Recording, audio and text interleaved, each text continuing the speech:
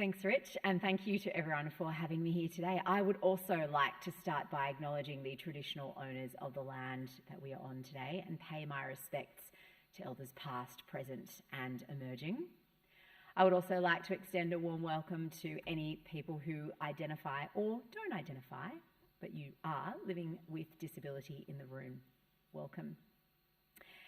Since we're talking here about best practice in recruitment and best practice generally around disability, with all of my presentations I start off with an audio description. I'm not saying you all have to do it when you ask questions after my presentation, but it's just something to think about as you go forward in your own work as part of best practice. So I am a white woman in my mid-30s. I have shoulder-length dark brown hair. I'm wearing a green dress that my toddler picked for me this morning at 5 o'clock in the morning. And it is a pleasure being here with you today. I would like to start by sharing a little scenario with you. I want you to imagine you're on your way to a job interview. You feel good, you look good, your really good CV is on your email that you can pull out at any point. You feel a little bit nervous, but also pretty secure in the knowledge that you've already done a pre-interview on the phone and you passed it with flying colours. You pretty much get an interview for every job you apply for. So you feel like you're going to nail this one. You walk in and initially you were told the interview would take about an hour.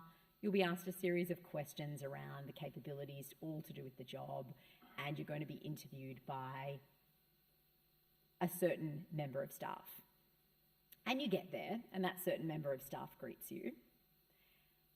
But there seems something a little off. All of a sudden, the head of the business comes to interview you. The interview goes for about 15 minutes. You don't get asked any questions about the job, anything that you're expecting. Instead, you get asked how you lost your vision. Did it happen in an accident? Were you born that way? What can you actually see? And then at the end of that 15-minute interview, the manager stands up and says, "Thanks for coming. It's been so great to meet you. You're really brave for showing up to our office. We'll be in touch." This is a real scenario. It happened to me, and it happened about 12 years ago. So I knew the minute I left that office, I was not going to get that job. And that's okay. That's not the place I wanted to work. But what's not okay is that in that moment, discrimination had happened. They didn't say, "You're not going to get the job because you're blind," but everything else said that. And that's not okay. I'll circle back to that scenario in a little bit and tell you some of the key learnings and how we've moved on from there. I lost my vision when I was 6 months old. Blood vessels burst in the back of my eyes, detaching my retinas. It happened very quickly and it was very painful. But in essence, I don't remember anything from that time. What do you remember when you're 6 months old? My mum tells me that I spent the first 2 years of my life in and out of hospital, having experimental procedures and all kinds of operations to try and restore my sight. But nothing worked, and I was left with the ability to see some shadows and some light perception, but nothing else. I started off at a school for special needs students, lots of varying special needs, mostly intellectual disability. And it wasn't long until after I'd started at that school that the teachers encouraged my parents to transfer into mainstream education. And it wasn't a decision they took lightly. They thought I would be bullied, I wouldn't keep up. I guess really the expectations of me were pretty low. They had never met anybody with a disability before. My parents had no idea how to manage this new life that their child had, in a sense, thrust upon them. And really, they were taking advice from experts. And so when the advice was initially to have me in a special school. That's what they thought was right. And then when everything shifted, they were a little, I guess, unnerved by that particular suggestion. But we tried a different bunch of schools, and it took several years, but I was transferred into mainstream education because I had an incredible support system around me. Teachers who had open minds, teachers who had attitudes to try and make my education accessible and inclusive and work for not just me, but all my peers around me.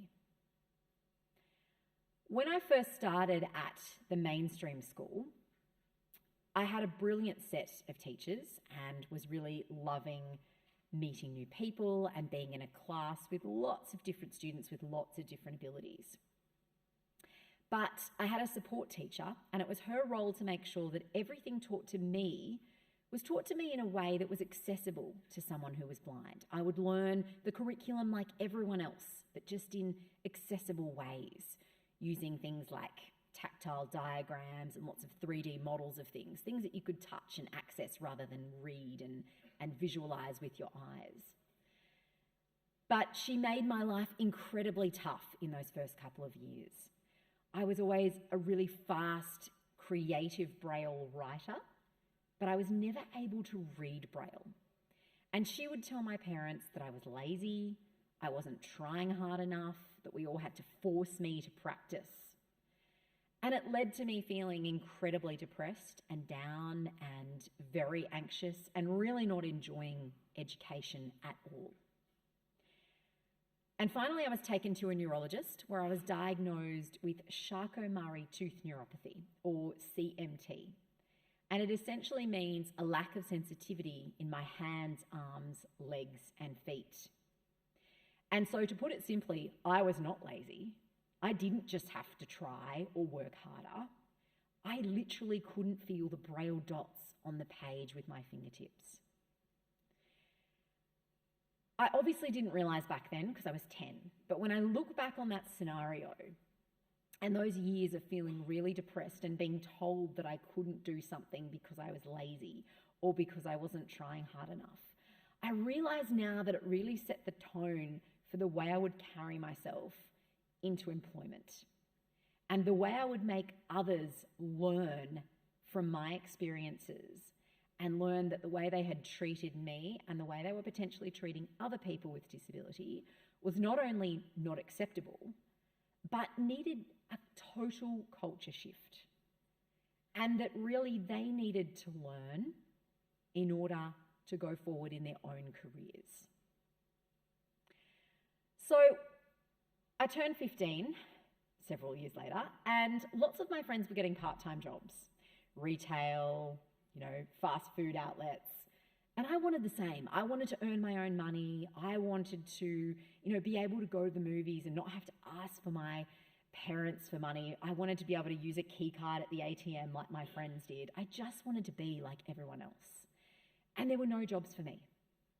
No one was prepared to give me a role as a checkout chick at my local grocery store or, have me selling clothes at the retail outlets. I found myself encouraging my friends and giving them the confidence to just walk into shops and ask for jobs. I would often call and ask if there were jobs and pretend to be my friends and have them sitting there because they were too scared to do it themselves. I would coach them with interviews. I would pretend to be the person asking the hard questions. They would pretend, they would be the person answering. Sometimes I even found myself writing cover letters and CVs for friends.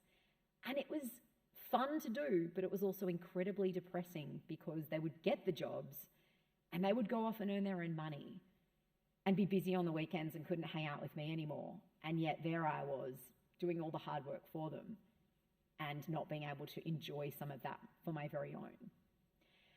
And so when I was thinking about what I wanted to do when I left school, I had known that radio and journalism would always be the path I would go down.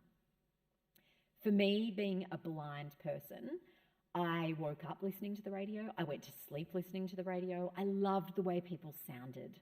I loved music.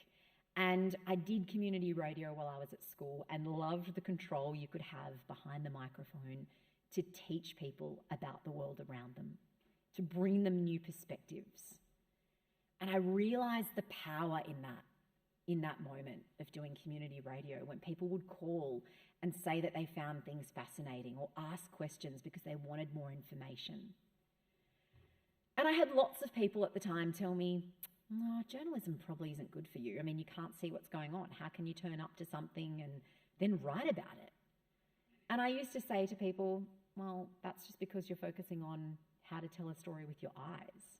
There are so many other ways to tell stories and to gauge what's happening around you. And also, the key to journalism is curiosity and to ask questions, to ask the hard questions that people don't want to answer. And that's how you get information. And so I was lucky enough to top my year in the final exams with lots of hard work and go to university and study a journalism degree. And while instead of having paid work, I did lots of volunteer work. Anyone was prepared to give me work to do for free. So I went to every women's magazine, local newspaper, radio station, TV network that you could think of in Sydney. And I did hours and hours of unpaid work for them. It went from making coffee to cleaning out the fashion cupboard to returning expensive wedding dresses to stores, right through to finally being able to do proper interviews and have proper articles published. Even making page 2 of a major metropolitan newspaper when I was only 19. So when I started looking for a job after I graduated, I was actually feeling pretty excited and pretty confident. I had a long list of work that I had published. I had a very good CV. I had lots of people who said they would give me good references. But every application I filled out, I never said I was blind. It had nothing to do with whether I could do the job. I'd already proven that by hours of my own time doing work for free. And I wasn't prepared to do that anymore. So I usually got an interview, but it was when I walked into those interviews with my cane, signalling to people for the very first time that I was blind, where the total energy dropped in the room. They would say things to me like, "How the hell can you be a journalist when you can't see?" Or one employer actually said, "Sorry, we don't have a safe enough workplace for you." And I guess my question to them was, who do you have a safe workplace for then? It's a whole other story. So in 2011, I applied to the Australian Broadcasting Corporation. And it was the first time that an interview went really differently. The first question I was asked was, what do you need to do your job in the same way we'd expect it of everybody else?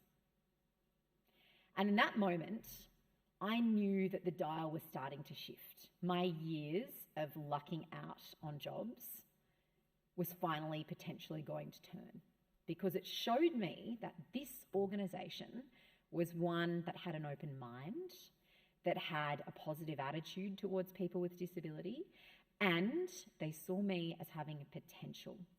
I wasn't a problem, I wasn't a challenge.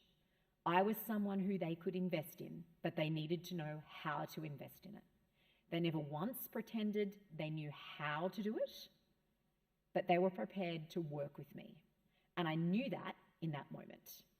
When I walked into that job interview, where there were 5 very senior, very powerful managers sitting behind a mahogany desk, and I was on the other side on my lonesome, I never once felt nervous or like I shouldn't be there. They asked me all the usual questions about, how do you be a journalist, and all those different things about ethics and the practicalities of going out in the field and what makes a good story. But they also asked me, tell us about the technology you use. How did you do school? What kinds of accommodations have you had to make in the workplaces that you've already gone into where you've worked for free? What services do you already have around you that we could use here to help onboard you? And one of them actually acknowledged they'd never met a person with disability before, had no idea how it would work, but they were keen to figure it out. So I left that interview and I knew that I was a real shoo-in for that job. And then a few days later, I was asked to come back and do a voice and camera test. And at this point, I'd been told several times by lots of university lecturers, by lots of people in the industry, TV's not going to be for you. People will find your eyes distracting on television. People will not understand how you work on television. How can you read auto cue? How will you be able to write a story when you can't see the pictures? And so when I was asked by the ABC to come and do a voice and camera test, which is come and sit in front of a camera and read a bunch of scripts to camera live, I did have this sickening feeling in my stomach. And I thought, this is the moment where it's all going to fall apart. And instead, on that call where they asked me, let's book in a time for a voice and camera test, the next question was, how do you think this would work? What kinds of equipment should we use? Should we have a practice run? Is there anyone we can call to ask for advice about how to make this work? I passed that voice and camera test. I also then passed an hour-long exam on general news knowledge. That was the process of getting into the ABC. It wasn't easy, but I knew that I was being seen as a potential valued member of staff because I wasn't seen as a number and I wasn't just seen for my disability. In fact, in many respects, I think it was totally overlooked and I was just seen as a person who was worth investing in. I started at the ABC as a cadet journalist in Sydney and there were lots of things put in place. I had screen reading technology, which I used through school. It's a little robotic Americanized voice, which is loaded onto the screen and reads everything out aloud. So as I type, it reads everything out to me. And that's how I learnt, because Braille was no longer an option. I learnt by listening, essentially, and by typing things and listening to them back. And so that technology was purchased by the ABC. It was loaded onto a laptop, which I could carry around with me wherever I went, whether it was out in the field or I could use it in the office. Everyone else hot desks. I don't. I just have my own desk. I shadowed senior journalists around for months until I felt comfortable to go out on the road on my own. There were certain stories that we decided probably weren't appropriate, like bushfires, like floods. There was a bit of a risk involved. But we decided those things together. Of course, they weren't going to let me out there, let's be real. OH&S would have stepped in. But there was always collaboration. There was always questions. There was always this may be a challenge, but how can we work out how to navigate this together? I also had a cane instructor come into the workplace and show me how to get around the workplace so that I didn't have to rely on anybody to go to meeting rooms, the bathroom, the kitchen. They even organised for things like an occupational therapist to come in so that we could have all the equipment in the kitchen labelled so I could heat up my own food, make myself a cup of tea, know where everything was. I didn't have to rely on any staff members to do that. It wasn't an easy process. There were bumps in the road. They'd never had a disabled member of staff working in that particular newsroom. But never once did they pretend like they knew it all. Never once did they say I couldn't do something. We worked it all out together. And at the end of my first year at the ABC, I was offered a full-time ongoing job in Sydney. But I said no, because every cadet journalist goes off and does a regional placement. And I wanted to be afforded that same opportunity. So a couple of weeks later, they came back to me and said, okay, you wanted a regional posting. You are headed 6 hours south of Sydney to a beautiful place where there are beaches on one side, rolling hills on the other. It's the far south coast of New South Wales, right on the Victorian border. And I knew it would be a challenge. I didn't know anyone there. There wasn't really any public transport. I would have to make new friends. My parents and all of my friends and support networks would be 6 hours drive away. But I jumped at the opportunity because it was an opportunity to learn something new, to do something new, and to prove to myself mostly, but also to the organisation, that I could do this career path like everyone else did, like everyone else was expected to do. The ABC organised all of those same supports in the office, but really it didn't cost any money because they were already established. We took everything from Sydney down south, and that's how I learned how to sort of work and be in a regional office for the ABC. I then came back to Sydney in 2013 for then the job of my dreams. I'd always wanted to be a newsreader. I had no idea how it would work. How on earth does someone who's blind read news live to air when they can't read Braille? But again, when I asked for that opportunity, the ABC brought me back, put me in touch with their tech experts, engineers, operation experts, and we sat in a room for hours and we came up with a solution that we didn't even know would quite work. That same technology that I used at school and that had come to the workplace with me, that screen reading software, would be the new way for me to read the news. I would sit in the studio with headphones. I would listen to the stories in my ear through this little robotic Americanized voice, and I would listen and repeat what I heard, and it would have to happen in a nanosecond. I couldn't sneeze, I couldn't cough, I couldn't think too much about what else was going on. I would need to be totally focused. And it would have to happen at the same time as me paneling the desk, turning the buttons on and off, micing on and off, fading up and down, working out where the next stories were. And if someone in the studio outside said through the intercom, "Hey, something's just happened, we've dropped a new story into your queue, you'll need to quickly read it," I'd have to just listen to that at the same time. So there were these 4 streams of audio coming through my ears at once. It was myself through the microphone. It was the little robotic voice telling me what to read. It was the little audio snippets that you hear during a news bulletin.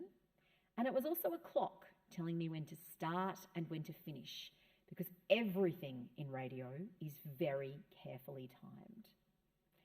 I want you to close your eyes and I want you just to sit there for about 40 seconds and I want you to listen to this piece of audio that Drew is about to play, and I want you to just hear what I'm hearing in my headphones when I read the news.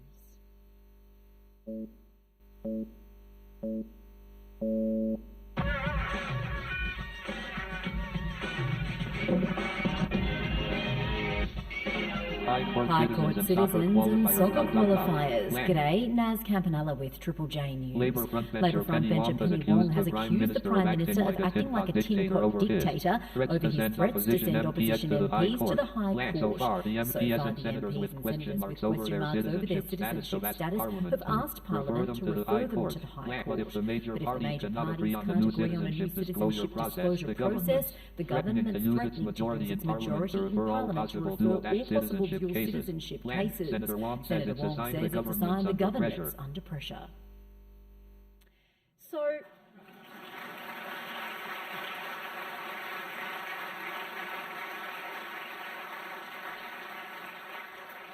now when I first started, that system wasn't perfect. We had no idea whether it would work. We practiced and changed things for months. And there were some people saying to me, "Okay, but don't you want to wait until it's a perfect system before you go to air?"